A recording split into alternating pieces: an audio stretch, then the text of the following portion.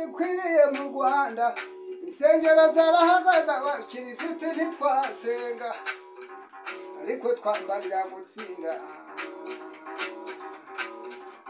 twiyambarije Imana igisaramabanga twiyambarije Imana igisaramabanga insengero zirafunzwe mwenu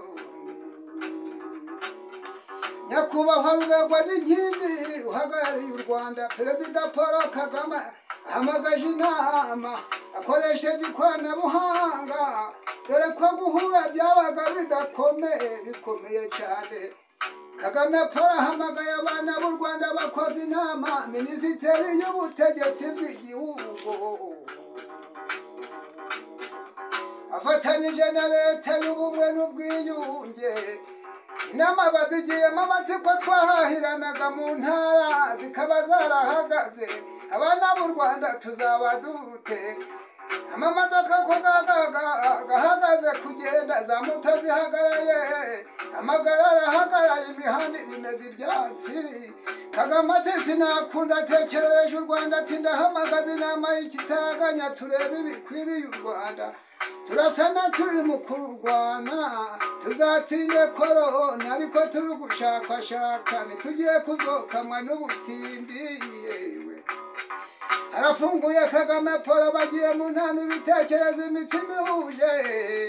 Yewe abahumurije abanyonzi abasafari bafashe bisi bazengurutse izo ntara bageze muri Rusizi bamaze kureba bati nawe korone yaharaye ngo nimube muhagaze mu ntara ya Rusizi abambuka muri Kongo nimube muhagaze imipaka ibiri yafunzwe abajaga mu Bugande ngo nimube muhagaze abajaga mu Burundi ngo nimube muhagaze mukorere mu Rwanda. Turumvishe amajyaruguru amajepfo turabyumvishe iburengerazuba n'iburasirazuba turabyumvishe dusize hamwe twese twarahiye gutsindwa. Yewe mbonezamihigo ubwo dufashe ingamba nk'abanyarwanda ingabo ziri maso polisi biri maso n'ukuri kw'Imana ubwo mu Rwanda haba habonetse ibizi nkangu imvura zaguye ziba ziraduteye zidufatanyije na korona turanga turahangaza ingabo z'igihugu ziba ziri maso.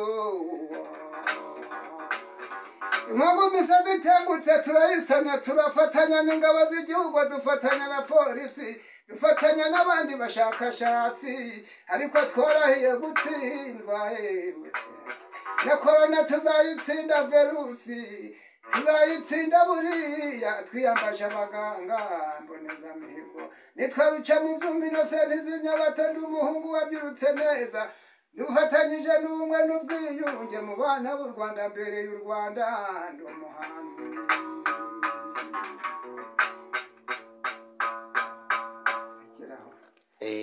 Umuco nyarwanda tuba dushaka n'uyu nguyu cyangwa umuco nyafurika